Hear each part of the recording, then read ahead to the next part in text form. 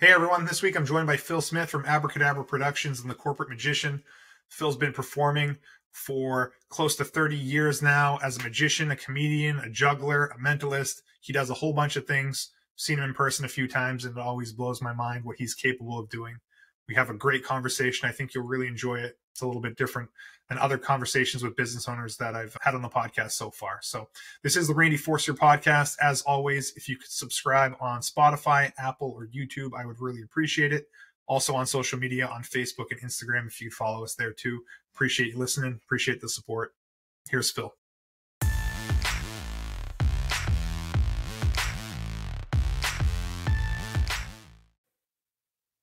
Hey, Phil, thanks for coming on the podcast. My pleasure. So you are the only magician that I know. Really excited to talk to you about all this stuff. Why don't you give me a little bit on your background? How'd you get into that whole business and what started it? Well, I'm the only one you know because I made all the rest disappear. Right. Seriously. All joking aside, wow, I got into magic. I was 10 years old, got a magic kit for Christmas, loved it. But it was when I was 12 and a half that life changed. In about a half a year's time period, like all teenagers, I had different interests. I got into comics and started watching Charlie's Angels and forgot about magic for a little bit. But in that 6-month period that I kind of dropped it, my grandparents brought me to their church and there was a magician performing and he did a trick where an object appeared in a volunteer's hand. He called the person up by name. So as a 12-year-old magician, I just went, well, they prearranged it. Yeah. I didn't stop to think. I didn't see how it happened. I just, in my mind, went, oh, they prearranged it. Just because they knew the person's name? Yeah. Silly as that sounds, that's where my brain went. Yeah. And then maybe a month later on my street where I grew up in Portland, one of the neighborhood kids was having a magician for their birthday, and all the kids knew I did the neighborhood shows. And they yelled, Phil, come see the magician. So I came up, and he did that same trick to me. And when I opened my hand and there was something in my hand, I just went, this is what I want to do for the rest of my life. So you obviously weren't in on it. So for you, there was a surprise that thing was in your hand. It was a huge moment. Yeah, it was like it was real magic. It took me a lot of years to get professional, a lot of years, as a part-time magician till I was about 32. And then from about 32, 33 and on, so about 28 years now, I'm 59. I've been doing magic full-time. It's my career. Yeah. That's pretty cool to think that you knew that early that that's something that you wanted to have as part of your life. And it's just a matter of how do you make it as a viable business, it sounds like. That's really what it was. It really was. So how do you doing it on the side prior to going full-time? I was doing a lot of, part-time gigs here and there, and some were really great gigs. It's just, if you don't know how to run a business, and I didn't, back then you'd wait for the phone to ring. There was no internet. There was no cell phones or anything. Googling and, probably very word of mouth. And it was all phone, or word of mouth. And I wasn't out there enough for people to go, you got to get Phil Smith. Yeah. So, maybe I had 50 shows a year back then, from, let's say, the age of good. That sounds good to me. Well, it's not bad. Yeah. 18 to maybe 30-ish. Yeah. I had about 50, and then I upped it to maybe around 100 or so a year. But, that's still not enough and fees were very different back then too. Okay. And my experience was very different. So, you've got to charge what you're worth. So that was probably worth more than I was charging, but you do what you do.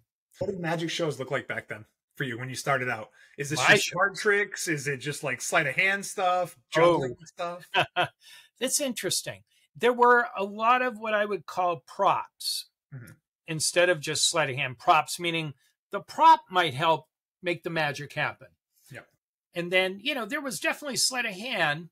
The more fun gigs I did, like mall, events and stuff, would be me doing sleight of hand roaming throughout the malls, the Wyndham Mall, back when that was more happening, to, the main mall and you name it. And there were some great things, great gigs out there for roaming, but that was really not a thing. In bigger states and cities, New York and California, I'm sure roaming was a big thing.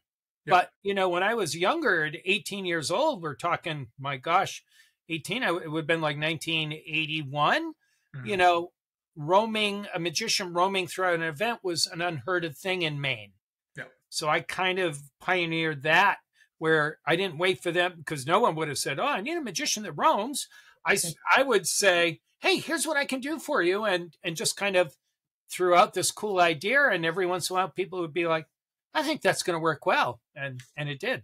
So that was some of the early day stuff. And how did it evolve over time? It went from stuff like that to kids' birthday parties. And I mean, I'm looking at your website, there's a million different things that it seems like you're able to do. Yeah, two different websites. So one strictly corporate, corporatemagician.com, and then the other is for all non-corporate, which is the Abracadabra prod. Or, PRO, yeah, short for productions, prod.com.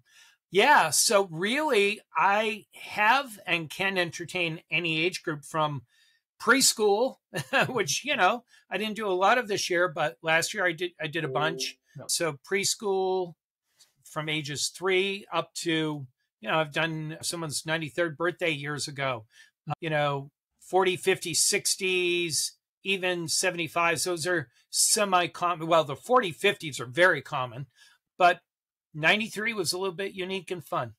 I bet you it is. And when I look on the website, housewarming parties, fundraisers, Boy Scout events, bar mitzvahs, school events. I mean, there's a million different things that you could insert what you do into to make it a funner event and leave an impression on somebody. I think you just nailed it. I'm either, whether it's the social end or the corporate end, I'm either entertaining and adding fun to an event, or I'm promoting them, at a trade show or a grand opening. There's entertainment, absolutely, or they wouldn't, have me, but it's more about using the entertainment to promote that company, either at their booth or in their store, if it's like a new branch opening. I wanted to talk about that. We've talked about this outside of the podcast, but to me, when I found out that's something you did, it kind of blew my mind as even an avenue for you to do, or that the fact that companies would hire you to, like you already mentioned, to work on a trade show, where I know what a trade show would be like in my industry. I assume there is the same in many industries, where people are walking around and you're just trying to fight for people's attention.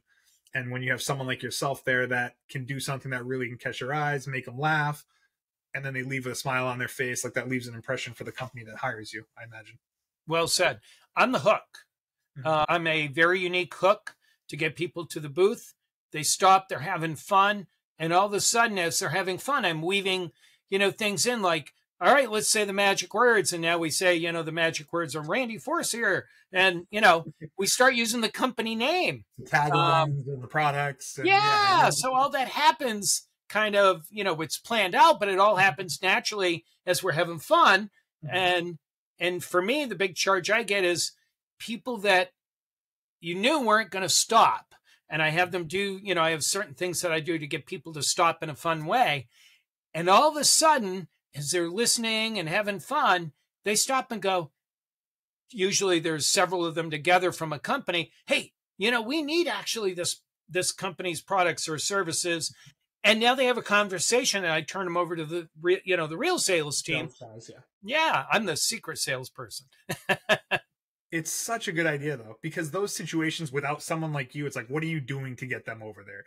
I think of, it's not the same thing, but I think about walking through the mall nowadays where there's like people trying to like yell at you to hand you like a perfume or something. And it's like, you're maybe doing that with whatever at these trade shows, and other people just kind of put their heads down or act like they're looking in their phone and kind of keep walking. But having someone like you, it seems like the no-brainer of all no-brainers for those type of things to really stand out from what everyone else is doing. Yeah. And for a big trade show, I mean, a one-day trade show, people have to decide if it's justified the extra expense. But if it's a several-day national trade show, which most national trade shows are 3 to 5 days, I'm, in terms of cost, on the low end of their fees, even though for me it's good money. When they start looking at, well, what did it cost us to rent this booth? Set, $50,000, $100,000. What did it cost to bring our sales team here? Fly them here, hotels, all that. I'm on the low end of the totem pole. And that's a good thing, because then when they see the results I get, it's like, it should be a no-brainer. Let's bring them back. And, there's one company I love performing for that I've done for 7 years now in New York. And I think I'm a no-brainer for them, or I wouldn't be there haven't already promoted them 7 years. We just did it back in March. Well, that speaks to the success. They're willing to do it for 7 years. It means it's working. So when did you identify this as a thing for your business? Did you see someone else doing this in the market, or are you like, you know what, I have a good idea. I'm gonna try to promote this. How did that all come to be? That's a great question. I wish I could say I pioneered that, but no, there were trade show magicians way back in like at least probably the 50s, back at the big car trade shows. Yeah. There was the pioneer his name was, not that anyone would know, but Eddie Tulloch. Mm-hmm. And then after that, there were a couple, Carol Fox and Paul Gertner, who's now in Boston. People may have seen Paul. He's actually got a one-man show. I highly recommend, even though I haven't seen it yet. I've seen him do things. He's been on Johnny Carson, so that speaks volumes already. Of course. And he's been on the big, the world's greatest magicians and things like that. Somehow they didn't find me, but that's okay. I forgive them. These guys have done this, and you just took it and made it your own version of that. And I guess that's just the way the business is done. People and it really is. I think some trade show magicians are just there and super skilled, and they just do entertainment. But I like to take it a much further step, like Paul Gertner or some of the others, where you're weaving in the company message to visually illustrate it. Otherwise, it's just, okay, we got a magician here. That's cool. He stopped them. But I take it many steps further, as you heard, by teaching them about the company in a fun way. Yeah. So you have two brands, Corporate Magician and Abracadabra Productions. Is there anything else on the corporate side that you do besides the trade shows, or that section is specifically for the trade shows and then everything else kind of falls under Abracadabra? No, great question. So anytime companies want to do something fun, like an employee appreciation, it's a great way to, that's where entertainment's a fun thing. I do a lot of summer company cruises. I just last year did I say last year because I haven't done any this year yet, but I did a great big cruise for a Boston company. Well, I say Boston. I think they're kind of based out of Boston, but they really work from all over the world. So they had, since COVID had came to Portland, Maine, and did a cruise ship, and they found me, and they were like, "We want you." So entertaining on a cruise ship, that's what do they do for 3 hours? They're just drinking and bored. So they throw me into the mix, and now, oh my God, those 3 hours fly by, and they're having fun. So company summer outings, employee appreciations. I think, again, even though it's more on the promotional end, a client appreciation is a great way to go. So like financial planners have had me, many different financial planners, because they take their top 20 clients and say, what are we going to do? Something fun. Oh, let's do a wine tasting for them. Oh, and let's bring the magician in. So while they're having some wine, or I just say that's one of the many types of client appreciations I've done. Again, they're being entertained. They're having something exciting and unique and fun happen. So, and holiday parties. Yeah. Holiday parties are, the big thing after summer events. Yeah. So on the Abracadabra side of things, one of the things that we talked about doing is senior nights for high schools, right? Yes. Project graduation type things. That's something you've been doing for a while, right? I would say that is maybe my second favorite thing to do of all the entertainment and trade shows. Number one, project grads, high school graduation parties. Number two, and the reason for that is the late hours aren't so fun, and the driving back late hours, but the seniors' excitement. I mean, they're not like us as adults where we hold back our emotions. Can't let anyone see that just blew my mind. Well, I would think they would be that way a little bit. So that's interesting to hear. Like, I would think they'd be buried in their phones and like, I'm too cool to like watch this magician guy come. But it is nice to hear that they are able to see you and have fun. A huge difference. It's like, it would be if I took my videos of project grads and they put that on a TV show, that would be a big hit. Because it's like the David Blaine used to do on the streets.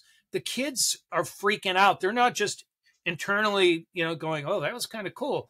They outwardly show it. Oh my, holy crap, did you see that? And sometimes some cuss words. So they're having a good time. You have a trailer-ish type promotional video for Project Grad type things. And that is one of the takeaways that I had from watching. I'll probably share it with the podcast too, is like the faces the kids are making. You could see that they were truly having a good time. So that must be, besides being a successful event, is somewhat rewarding too. where you know that you're, making one of the last events for a lot of these kids' high school careers a memorable one. Absolutely. And that's what makes each show, or even each mini performance in those scenarios, in a 2-hour block, I might get to, I'll just throw out a number, maybe 50 to 75 different groups throughout those 2 hours. And each group is going to be different because they're different. Their reactions are different. What I do for illusions might be different. One, because I might be bored of the, last 10 or 12 I did and going, okay, well, I need to entertain myself. Let's do something different. So how many things do you have in your bag then? Like, do you have like 100 different things, or do you kind of fine tune them over time? Yeah, absolutely right on both accounts. So I have for up close, what I call up close, like the roaming style, cards, coins, and different objects and things, about 80 in my bag of tricks. And for stage, meaning bigger props, like you've seen magicians link rings together and, rabbits appear if it's a non-corporate event and stuff. Yeah, I've got, things like that for stage, I've probably got another 80 in that category too. That's a lot of things. It makes me think of like a band though, where like do you have to practice these things or you lose it? Like if you're not doing these 160 things, like you go to do it and it's just like you lost it a little bit, or is it pretty? Absolutely. There's a great, and I apologize, I can't think of who said it, but there was a great saying once where they say, if I don't practice for a day, I notice. Mm-hmm. If I don't practice for 3 days, the critics notice. And if I don't practice for a week, the audience notices. Yeah. I don't know if those numbers are accurate, but they're pretty accurate. They're pretty accurate. It means you have to practice. And these are things that you're staying on top of because, if you don't, someone will notice and then. Right. The magic's gone. If all of a sudden I'm struggling to do some kind of secret move, the magic, illusion is gone. The bubble burst. Oh, we're not in Kansas anymore. We're back in Kansas. I mean, and then the whole thing has the opposite effect at that point. like that sucked. And right. So right. You definitely don't want that to happen. Getting back to those project graduations, we had a conversation before about how you bounce around to many of them in a night. And that kind of blew my mind. The idea of bouncing around to 3 or 4 project graduations in an area in one night, going from, midnight till 5 a.m. and what's that whole thing like? Oh, that's interesting. The performing part is great. I don't get tired. I mean, if they rotated, if there was like one venue and they could just rotate them, the project grads, every 3 hours a new school was coming in, I could go literally probably like 12 hours straight. Mm-hmm. But I'm like doing 12 hours, but it takes its toll because depending how far you have to drive, okay, the first one's easy. Maybe it's early in the night, 7 to 9 or something. And then you're driving to the next one. And that one's 10 to midnight. That's not a big deal. But oops, that one, might have been, I say 10, maybe it's 10:30 to 12:30 because, it's up in Waterville. And then the next one's God knows where. And, you finish at 3 a.m. and then you go, okay, I'm pretty tired. But then you go, and I got an hour and a half or 2-hour drive back, depending where I just finished. So that's the challenges, the driving back, early in the morning. There's only so many weekends of that stuff anyways, though, right? Like there's probably 2 or 3 weekends a year that are heavy for those things. So it's like, just 2. Yeah. Yeah. So, 2 in Maine. I think it's Maine and New Hampshire all fall within the first 2 weeks of June. I can't speak for every state. Connecticut is like the 3rd and 4th week, or at least the 3rd week out. But, it's not that I wouldn't do it, but it would have to be the right budget for me to go out there, 4-hour drive. I'm not. Nice. It sounds like you have seasons though. Like, you have project grad season and you have trade show season and you have holiday party season and cruise season. And, so it's nice to be mixing it up throughout the year. You wouldn't want a whole year worth of project graduations. That would be exhausting. It would be. And you actually just kind of reminded me of something that's pretty cool that I've actually had happen, where I've done 3 different events in the same day. So I've seen different ages, where I started one time with a preschool daycare in the morning. I think I did a assisted living center like in the early afternoon. So, we're talking 60 to maybe 90-ish. Mm-hmm. and then did a corporate evening gig. And I remember saying to myself, oh my God, I just saw every age group there is. That's cool though. I love it. As we're talking about all these things, I feel like comedy kind of goes hand in hand with being a magician, or you have to have some type of performance, smile on your face, make people laugh. Is that something you just inherently got when you got into this business? I mean, because it feels like you have it, but it just seems like it's so important. You can't just be this dry person, you know, like, is that important? It is important. I mean, comedy is certainly important, but maybe even more so is being likable. So, you know, magicians used to say, people want to be amazed. They used to say fool, but amazed by a gentleman, right? Meaning, if you're the kind of magician where it's like, ha, fooled you, well, who the hell likes that, right? Yeah. But if instead you're along for the ride that I'm bringing you on, and maybe I'm telling this interesting story, and we all share it together, that's kind of cool, as opposed to, haha, fooled you. Nobody likes that, right? And that's that negative element that the better magicians, and there are thousands out there, are about. You know, there's, like any industry, you know, there's some that are hacks, some that are pros, and some that are beginners. So, you know, as we begin, we learn what to do, you know, the right way as we keep learning. Yeah, definitely. One thing that I wanted to ask you about was the idea of mentalism, because I've heard you say you do that. Mentalism, I guess, if that's the correct way to even say it. But what is the definition of mentalism? So I thought a quick demonstration might be helpful. So I have a piece of paper. I have something written on the other side, but I don't want to show it. So maybe the best way to do it is kind of hang it. I don't know if that's in camera view. I'm going to put it, here we go. There it is. Ingenuity, a deck of cards. So mind reading, literally it's on my mind. Mind reading and the cards are legit. They're not 52 of the same card. That would be the easy way. I am going to try and stay on camera, run my fingers down the deck, and Randy, whenever you want, you just say stop. Stop. Okay? Now, I think I, by accident, might have gone off camera screen. You stop me at a card. Right here is a prediction. So mind reading is all about things that happen because of your mind. Maybe it's a prediction, meaning something you saw it happen before it happened. Maybe it's a premonition. You're in the moment. There's clairvoyance. There are different types of mind reading. So clairvoyance is, think of it as Superman's X-ray vision. You can see through things. Yep. There is the ability to move an object with your mind. So anyways, you stop me at a card. And again, it could have been any of these, but you stop me at one card.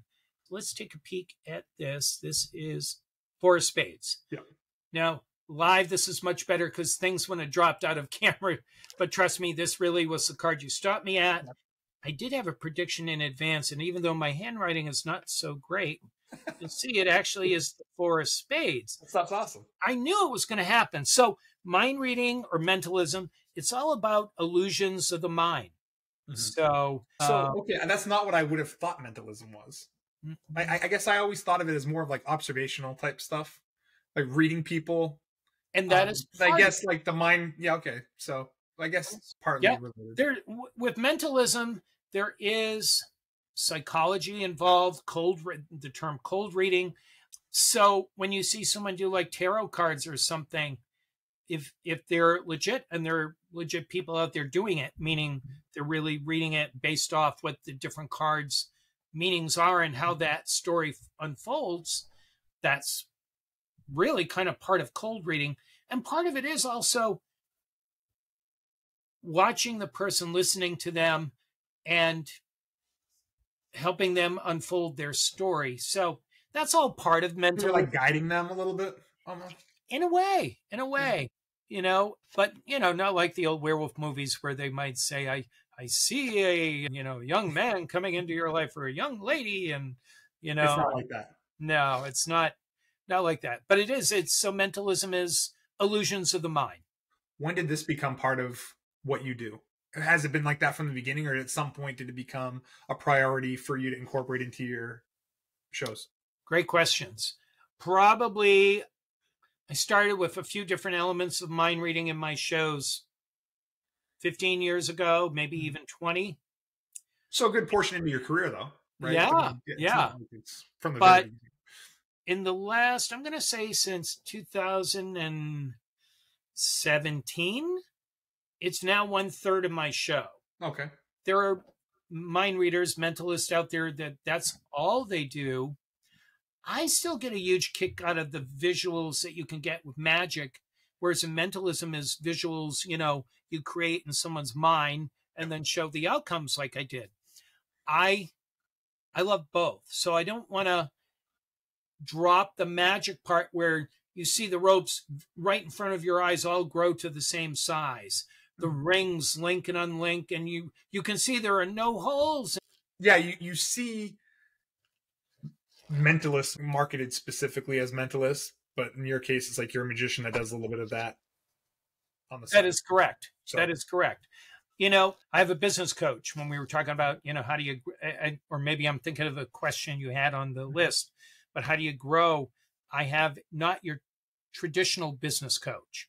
In other words, someone in one of our BNI groups that's going to help you talk about how to get to the next step, but someone who is very focused in the entertainment industry. Interesting. He is entertainment and magicians specifically, or just entertainment more? I would say the majority of his clients are magicians because he is.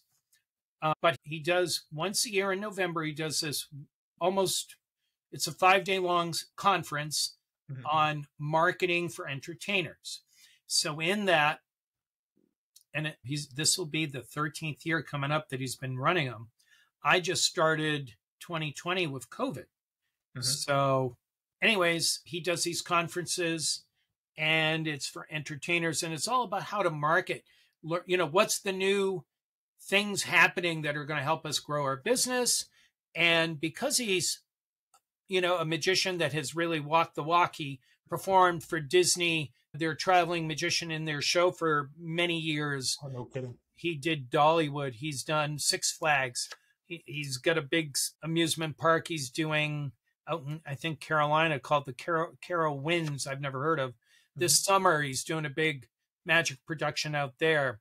On top of still having me and I don't know how many, maybe 20 coaching clients he has. But again, he's an entertainer and he's very focused on how to help entertainers grow their business, which is very different than the average person trying to grow their business. Yeah, or the regular business coach. So I guess if you were going to give advice to anyone that was entering into this business, what would be that advice? Would aligning with someone like him be one of the first things? Absolutely. I would say his name is Brad Ross. I'm going to use his name. I would say if they're really an entertainer, it doesn't have to be a magician either. It could be a comedian, a juggler, mime, whatever. I would say that would be the best thing they could do for their career if they want to get to the next level. And that's what I did. I started going to his 2020, which of course was online, because it was November 2020, and he jumped it to online, which was good because I never would have probably done it. Normally in November, I would have said, oh, my birthday, it's busy. I'm not going to fly out to Florida. Well, after seeing that first year, it was a no-brainer for me. I'm going live in 2021, and I did last year, and it was even better. And I'm already signed up for this year.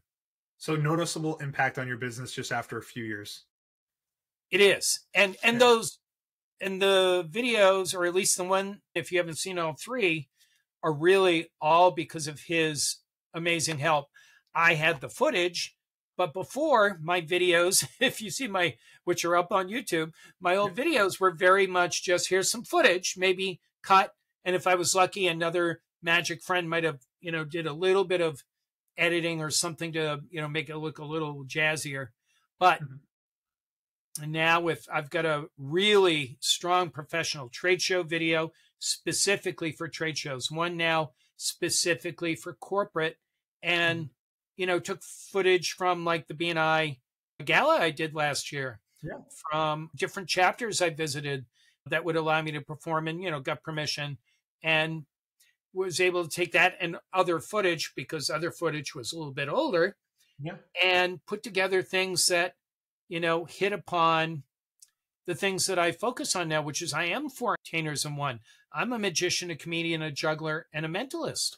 Juggler And too. Yeah, I yeah, kind of throw that in the same bucket as a magician, but yeah, it is its own thing, really.